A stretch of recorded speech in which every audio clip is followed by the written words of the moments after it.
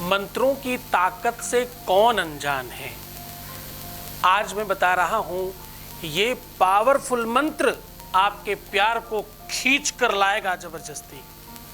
ये पावरफुल मंत्र तुम्हारे रिश्ते को जबरदस्ती ठीक कर देगा। ये पावरफुल मंत्र आपके रिलेशनशिप को हर हाल में ठीक करने की क्षमता रखता है। ये पावरफुल मंत्र हर परिस्थिति में तुम्हारा काम करने में सक्षम है। जानिए पूरा विश्लेषण। With astrology. नमस्कार, मैं हूं आचार्य सतीश अवस्थी। आपका बहुत स्वागत करता हूं लव विद एस्ट्रोलॉजी में। लव विद एस्ट्रोलॉजी में आपके अपने जीवन में प्यार भरा जाता है। लव विद एस्ट्रोलॉजी में आपको आपसे मिलवाया जाता है। लव विद एस्ट्रोलॉजी में हर हाल में आपको जिताया जाता है। यहाँ शादी के पहले, शादी के बाद की हर समस्या का समाधान होता है। यहाँ रिश्तों को बाखूबी समझा जाता है।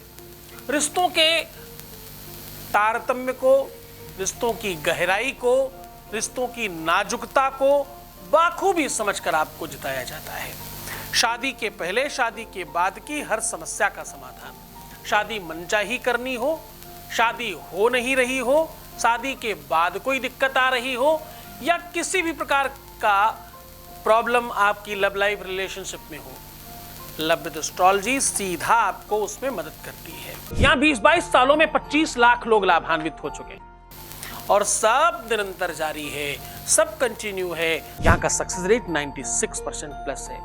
यहाँ पर सच्चे प्रेमी हैं, वास्तविक प्रेम में लोग हैं। ये प्रेम समुदाय है, ये प्रेम पत्र की व्यवस्था है। ये शायद विवाह के पहले और विवाह के बाद को ठीक करने का संपूर्ण साधन है। यहाँ गीता, वेद, पुराण, शास्त्र, उपनिषद, बड़े बड़े ग्रंथों पर रिसर्च होता है। रिसर्च करने के लिए 4000 लोगों की टीम है और सब पूरी तरीके से सिस्टमेटिकली आपके जिताने के लिए पूरा संयोग बनाया जाता है। आज की यात्रा शुरू कर रहे हैं। मंत्र इतनी असीम शक्ति रखते हैं, कहते हैं जब शब्दों का सही समावेश हो, शब्दों का सही तारतम्य हो, तो वो मंत्र का समूह बनता है। कई सारे शब्दों का समूह एक मंत्र का निर्माण करता है। जैसे वही तार, वही वायर लगा करके एसी बनाया जाता है और वही वायर, वही तार लगा के हीटर बनाया जाता है। एक पानी गर्म करता है, दूसरा सब कुछ ठंडा करता है। जैसे फ्रिज में बर्फ बनती है, वैसे हीटर से पानी गर्म होता है, गीजर में पानी गर्म होता है। दोनों में बिजली का प्रयोग ही हो रहा है। दोनों के अंदर काट कर देखो तो कुछ वायर ही लगे हुए हैं। जितनी भी वो प्लेट्स लगी हैं वो सब लोहे की हैं और उसके ऊपर कुछ वायर एक दूसरे से कनेक्ट हैं। एक सामान्य व्यक्ति के लिए मशीन को समझना बिल्कुल असंभव है। वैसे ही मंत्र का पूरा विज्ञान है। इस विज्ञान को समझने के लिए वेद कहता है जपात सिद्धिर, जपात सिद्धिर, जपात सिद्धिर न संशया। ए बच्चों, ये वो विद्या विज्ञान है, ये वो साइंस है जिसमें सब बेकार लगता है। ये वो समूह है शब्दों का जो भगवान बन जाता है।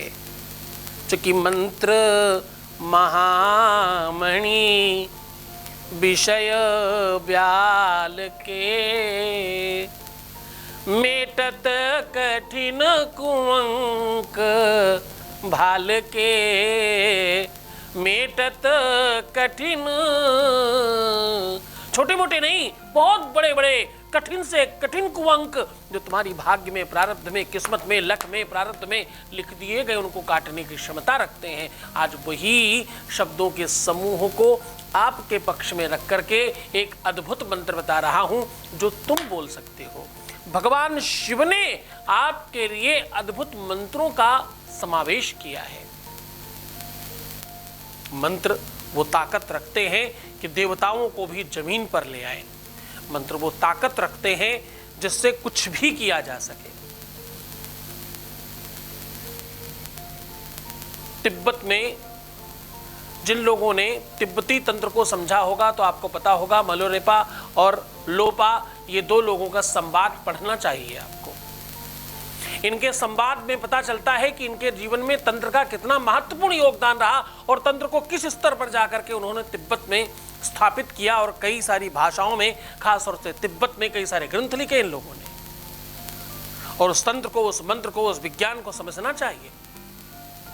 मलोरेपा ने अपने चाचा और अपने चचेरे वंश को समाप्त करने के लिए तंत्र से वर्ष बर्फ की बारिश की और ओले गिराए, जाने क्या क्या किया, और उसके सबके प्रमाण स्थापित हैं। तिब्बतियन में इन सब चीजों की बड़ी मान्यता है। लेकिन जब उनके पूर्व काल में जाएं तो उन्होंने अपने ग्रंथ में लिखा है इस बात को कि ये सब कुछ हम भारत गए और भारत से हम लेकर के आए, वहां के बहुत सारे ऋषियों से मिले और उनसे ये ज्ञान स्थापित किया। तिब्बत में एक बड़ा तंत्र है जिसको थम बोलते हैं, धम्ब। ये जो धम्ब की शिक्षा है वो सबको नहीं आती। धम्ब की शिक्षा सीखने के लिए मलोरेपा ने पूरे के पूरे 18 साल अपने गुरु की सेवा की। आपको तो 18 मिनट के अंदर वो पूरी की पूरी विधा, पूरी की पूरी परंपरा मिलने वाली है। इतना सरल आज मंत्र बता रहा हूं, इतना सामान्य मंत्र बता रहा हूं, बच्चों ध्यान से समझना। धन इस बात को पूरे के पूरे अपने जहन में बचा कर रख लेना कि आज का ज्ञान, आज का ध्यान तुम्हें 100% जागृत करेगा और तुम्हारे सच्चे प्यार को तुम्हारे हाथ में करेगा। पूरा विश्लेषण तुम्हारे सामने दे रहा हूं, उसके पहले एक वॉइस मैसेज ले रहे हैं। आपके बीच का अनुभव आपके साथ साझा कर रहे हैं। आपके चरणों में कोटि कोटि प्रणाम गुरुजी। पहले मैं बहुत ज़्यादा परेशान थी गुरुजी, आज आपके आशीर्वाद से हम दोनों बहुत खुश हैं, अच्छी बातें करते हैं, पहले से भी ज़्यादा बहुत खुश है गुरुजी। और हम दोनों की परिवार और हम दोनों में सुख शांति बना रहे। आपके आशीर्वाद यूँ हूँ हम दोनों पे, हमारे परिवार पे बने रहे। मैं बहुत खुश हूँ गुरुजी, बहुत बहुत खुश हूँ गुरुजी। बहुत बहुत धन्यवाद, बहुत बहुत साधुवाद, बहुत सारा आशीर्वाद। आप पूरी निश्चिंतता के साथ इस बात को समझें कि आपको जो भी प्राप्त हो रहा है इसमें आपका अपना बल, धर्म, अध्यात्म और आपकी श्रद्धा और विश्वास है। रात्रि से लेकर के सुबह तक जब आप सोते हैं, जब आप लेट जाते हैं, सीधा लेट जाइए। अब लेटते ही शुरू कर दीजिए। बीच बीच में जब भी आँख खुले रात भर में आप बोलते रहिएगा चुपचाप, और सुबह उठते ही बोलना शुरू कर दीजिएगा। नहाने के पहले तक, बाथरूम जाने के पहले तक, जो भी इधर उधर टहलना उठना बैठना है, आपको इस मंत्र को मन ही मन बोलते रहना है।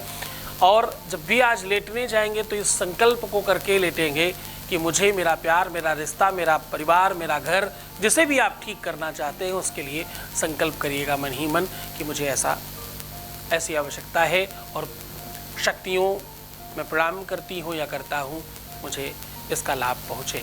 अब वो मंत्र बता रहा हूँ।